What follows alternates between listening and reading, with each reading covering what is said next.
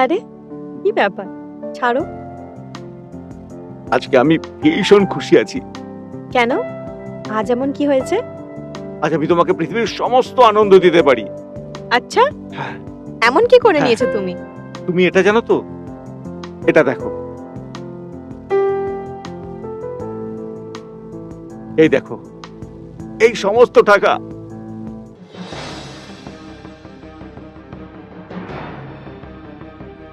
এতগুলো টাকা? হ্যাঁ, আর এই সব টাকা তোমার জন্য, শুধু তোমারই জন্য।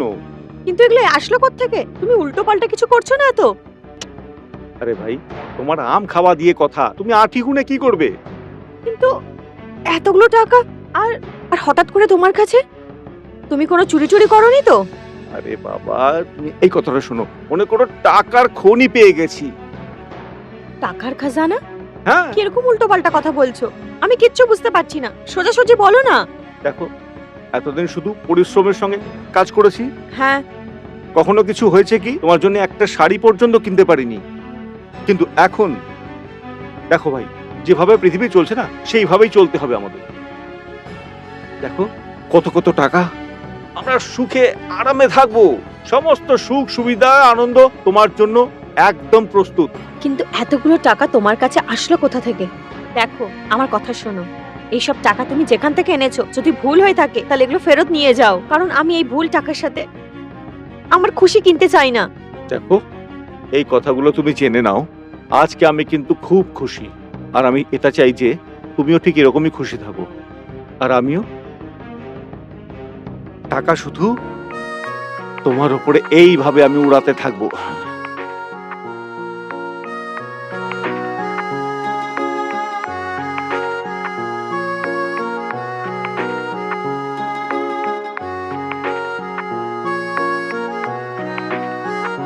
আমি এটাই চাই যে তুমি খুব খুশি থাকো, আর সমস্ত সুখ সুবিধা আমি তোমাকেই দেব। এখন তোমার কষ্টের দিন শেষ।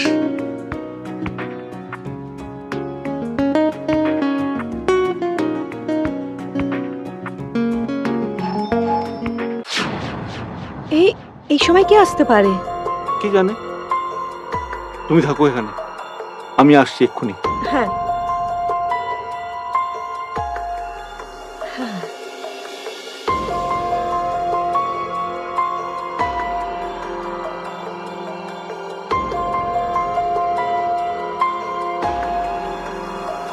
আজ থেকে আমাদের দিন পাল্টে যাবে। আমি কত বড় বড় স্বপ্ন দেখতাম, এবার ওই সব স্বপ্ন সত্যি হবে।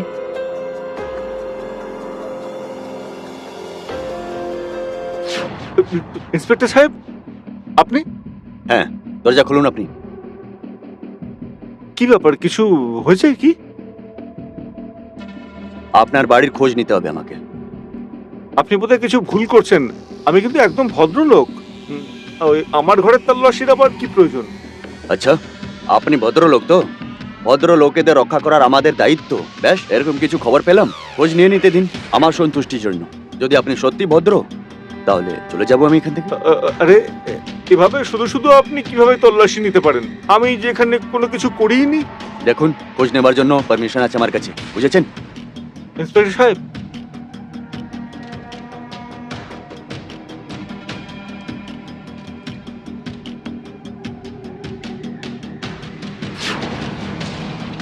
ইন্সপেক্টর সাহেব, আপনি? হ্যাঁ, আমি।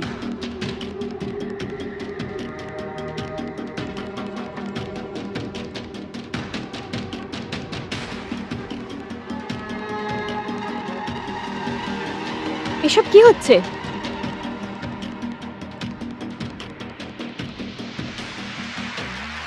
ইনি কি আপনার বর? হ্যাঁ। ইনি বলবেন না, আমি বলবো। এই যে সব টাকাগুলো আপনি দেখতে পাচ্ছেন তো,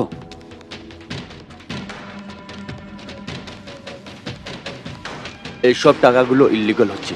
আরে কি সব বলছেন আপনি? ইন্সপেক্টর সাহেব, আমার স্বামী এইসব পরিশ্রম করে নিয়ে এসেছেন, উনি আমাকে বলেছেন এসব উনি কাজ করে এনেছেন। আচ্ছা, এসব কিছু কাজ করে এনেছেন? তাহলে হয়তো আপনার বর এটা বলেননি যে কত কষ্ট করে এই টাকাটা কামিয়েছে, তাই না? এবার কি আপনি বলবেন না আমি বলবো? বলুন সত্যিটা কি? কি কি বলছেন আপনি এসব? আমি কিচ্ছু বুঝতে পারছি না। নিজে বরকে জিজ্ঞেস করে নিন আপনি। তুমি কিছু বলছো না কেন? বলো না। বলবেন না কারণ আইনের চোখ এনার উপরে পড়ে গেছে। সত্যি এটাই হচ্ছে, কারণ এর যত কিছু আছে ড্রাগসের টাকা। ড্রাগসের বিজনেস করেন আপনার বর।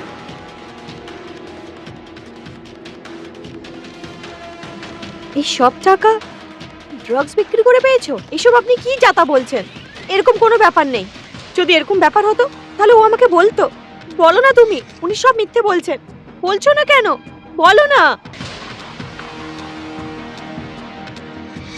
এবার তুমি বলবেন আমি বলবো, নাকি নিয়ে যাব তোমাকে থানায়? না, ও এইসব কিচ্ছু করেনি। ও আমাকে বলেছিল যে ও এইসব পরিশ্রম করে নিয়ে এসছে। তুমি তুমি বলছো না কেন? বলো না, সত্যিটা কি? এটা একদমই সত্যি কথা। ইন্সপেক্টর সাহেব সত্যি কথাই বলছেন। এই এতগুলো টাকা তুমি যে দেখছো না, সেগুলো সবই আমি অন্যায়ভাবে রোজগার করেছি। কি? তুমি আমাকে মিথ্যে কথা বলেছো? তুমি এটা কি করে করতে পারলে? আমি তোমার থেকে কখন এরকম ডিমান্ড করেছিলাম যে আমার এত টাকা চাই? নাহলে কি করতাম? আমি এইভাবে দম বন্ধ করা জীবনযাপন করতে পারতাম না। আমিও চাইতাম যে আমার বউ খুব ভালো করে স্বচ্ছন্দে থেকে জীবনযাপন করো। তোমরা দুজন নিজের মুখ বন্ধ করো, বুঝেছো কিনা?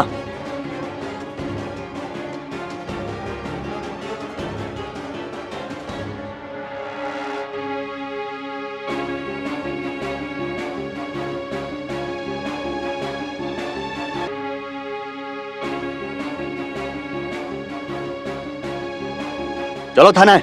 দেখুন ইন্সপেক্টর সাহেব, ক্ষমা করে দিন ইন্সপেক্টর সাহেব। ছেড়ে দিন ওনাকে। ওনার তরফ থেকে আমি আপনার কাছে ক্ষমা চাইছি।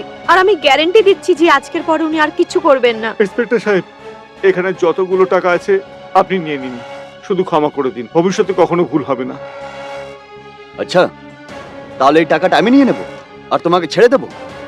আমি একজন ভদ্র পুলিশওয়ালা, ক্রাইমকে আমি বাড়তে দেব না, ক্রিমিনালকে শাস্তি দিই। ইন্সপেক্টর সাহেব, ক্ষমা করে দিন না। ও ছাড়া আমার আর কেউ নেই। আমি কি করে বেঁচে থাকবো? ক্ষমা করে দিন। সরি ম্যাডাম, আমি আইনের রক্ষা করি, দেশের রক্ষা করি, আমি অপরাধ করতে পারি না।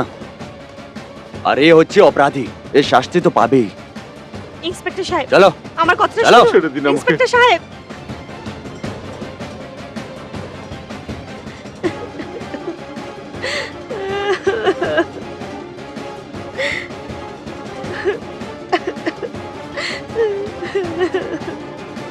কথাটা শুনুন না আমার। ইন্সপেক্টর সাহেব, চুপচাপ চলো। ইন্সপেক্টর সাহেব, আমার কথাটা শুনুন।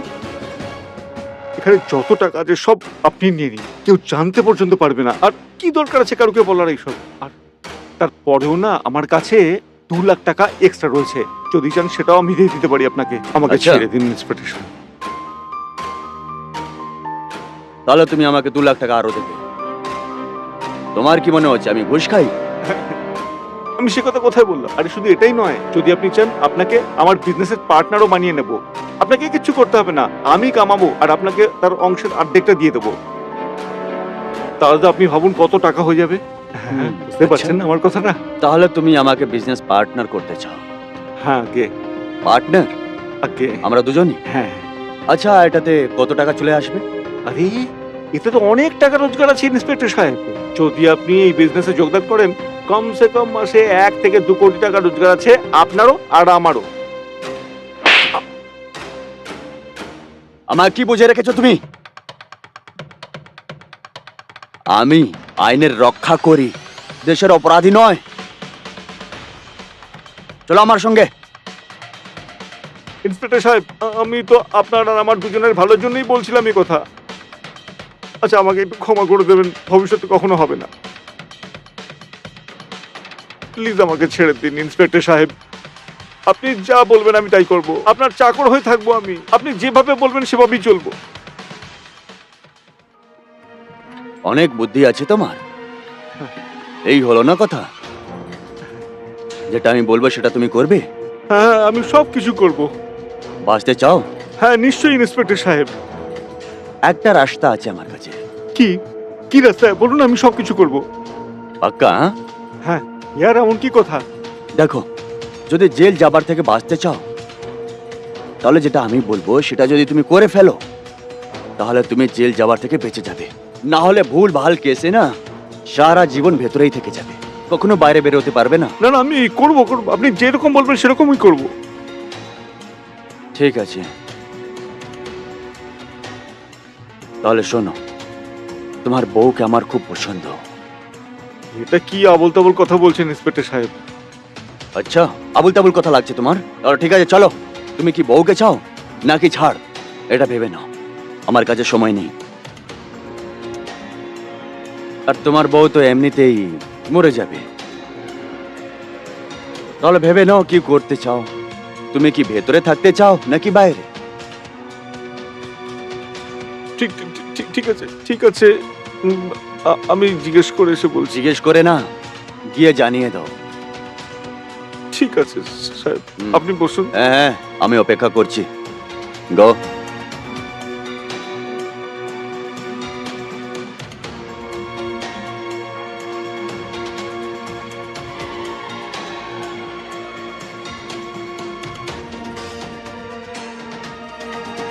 ইন্সপেক্টর বিক্রম নাম হচ্ছে আমার।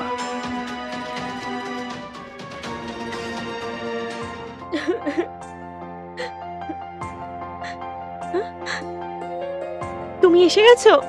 আমি জানতাম তুমি কিছু করনি। তুমি কিচ্ছু করনি। ভগবানের উপর আমার বিশ্বাস ছিল যে উনি আপনার সাথে অন্যায় করবেন না। দেখো, এই পুলিশ ইন্সপেক্টর বিশাল বড় শয়তান। ও আমাকে একটা শর্তে ছাড়ার জন্য প্রস্তাব দিয়েছে। আচ্ছা, কি শর্ত আমাকে বলো? ও টাকা চায়? না, ও তোমার সাথে একরাত শুতে চাইছে। কি? এসব তুমি কি বলছো? আর তোমার লজ্জা করছে না এসব বলতে? তুমি কি উত্তর দিয়েছো ওকে? আমার কাছে তো আর কোনো রাস্তাই ছিল না। গোটা জীবন হয় আমাকে জেলে পচে মরতে হবে, তা না হলে এক রাত তোমাকে ওর কাছে গিয়ে শুতে হবে। তোমার মন এই জিনিসটা করার জন্য রাজি হয়ে গেছে? না, মন তো সায় দিচ্ছে না, কিন্তু কিছু বুঝতে পারছি না, তাই তোমার কাছে জানতে এলাম। লজ্জা করছে আমার আজ তোমাকে আমার স্বামী বলতে, যার জন্যে আমি এত কিছু সহ্য করলাম, বিনা টাকা পয়সায় ছিলাম, কখনো কোনো ডিমান্ডও করিনি, আর তুমি আমারই শরীরটা বেঁচে দিলে। ঠিক আছে, যদি তুমি এই সিদ্ধান্তটা নিয়েই ফেলেছো, তাহলে তোমার ইচ্ছা। আমার কাছে এখন আর লুটানোর জন্য আছেইটা কি? আমি তোমাকে বাঁচাবো, তার জন্যে আমাকে আমার শরীরের বিসর্জন কেনই না দিতে হয়। তাহলে ঠিক আছে, তুমি পাঠিয়ে দাও ওকে। দেখো, আমাকে ক্ষমা করে দিও। ভবিষ্যতে এরকম ভুল কখনো হবে না। আমাকে ক্ষমা করে দাও। এটা আমার প্রথম এবং শেষ ভুল, ওই মনে করে আমাকে ক্ষমা করে দাও।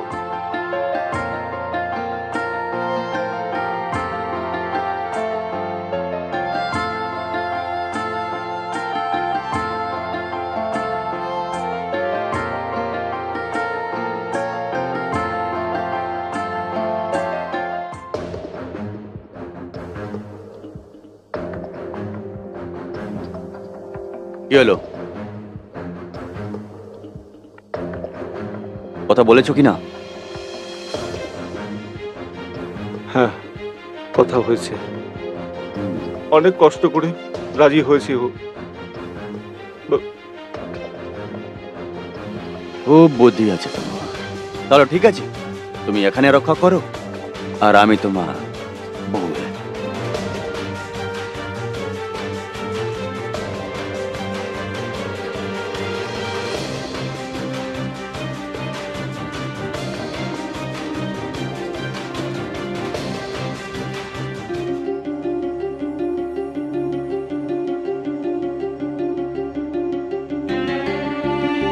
তাহলে বলুন ম্যাডাম, আপনার বর বলে দিয়েছে তো যে আপনার কি করতে হবে? হ্যাঁ, বলেছি সবকিছু। এবার তোমার লজ্জা করছে না এইসব করতে? একটু আগেই তো তুমি অনেক বড় বড় কথা বলছিলে, তুমি দেশের রক্ষক, তার ক্ষতি করতে পারবে না। এবার কোথায় গেল তোমার সেই সব বড় বড় কথা? একটা নারীর সম্মান নিয়ে খেলতে তোমার লজ্জা করবে না? এবার তোমার বিবেক রাজি হলো কি করে এই নোংরা কাজ করতে? অনেক বকছো তুমি।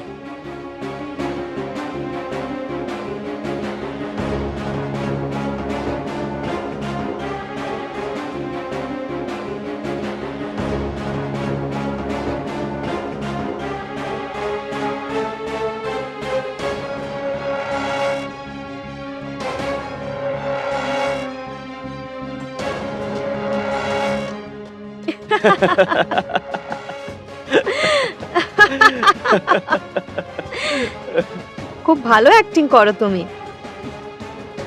ভাই কেন করব না? যার গার্লফ্রেন্ড এত সুন্দরী হোক, তার জন্য তো অ্যাক্টিং তো করতেই হবে না? তাহলে এবার কি প্ল্যান? আবার দেখো, প্ল্যান তো ওটাই হচ্ছে যেটা তুমি ভাবছো। এখন তো আমি তোমাকে শুধু ভালোবাসতে চাই। আর এমনিতেও বিয়ের অনেক দিন পর তোমাকে পেয়েছি। কি করব? বিয়ের পর যেন মনে হচ্ছিল আমি কোনো জেলে বন্দি হয়ে গেছি। এবার আমি তোমার জেলে যেতে চাই, নিয়ে চলো না। পুলিশ চলা হচ্ছে, খুব তাড়াতাড়ি নিয়ে যাবো। আর সেই জন্যই তো আইনের খেলা খেলতে হয়েছে আমার।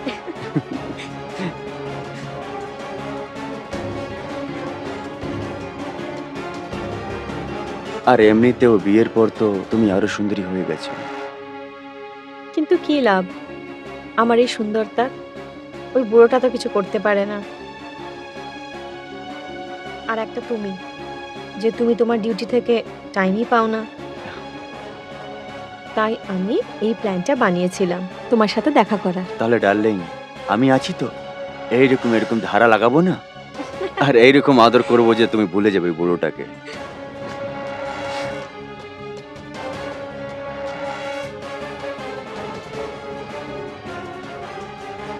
তার মানে ওদের এই প্ল্যানিংটা আগে থেকেই?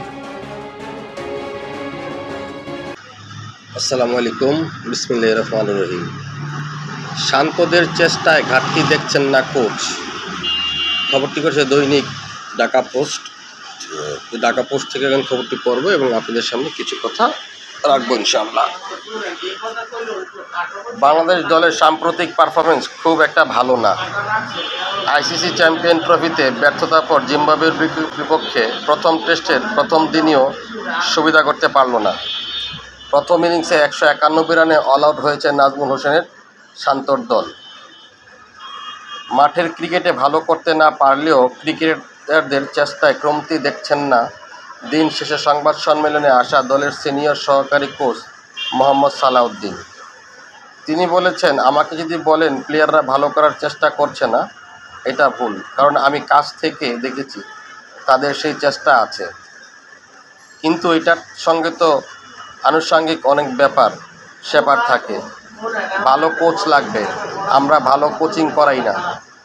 একাডেমিগুলোতে কি ফ্যাসিলিটি আছে? একটা দেশের সামগ্রিক অর্থনীতি যেভাবে এগিয়ে যায়, ক্রিকেটও সেভাবে এগোয়। শুধু ক্রিকেটারদের দোষ দিয়ে লাভ নেই, যোগ করেন তিনি। সব বিভাগেই উন্নতির সুযোগ দেখেছেন সালাউদ্দিন। তিনি বলেন, আপনাদেরকে একটা কথা বলি, ধরেন একটা দেশের অর্থনীতি খুব শক্তিশালী, তাহলে আপনি কি শুধু একটা দেশের সেক্টর দিয়েই শক্তিশালী হতে পারবেন?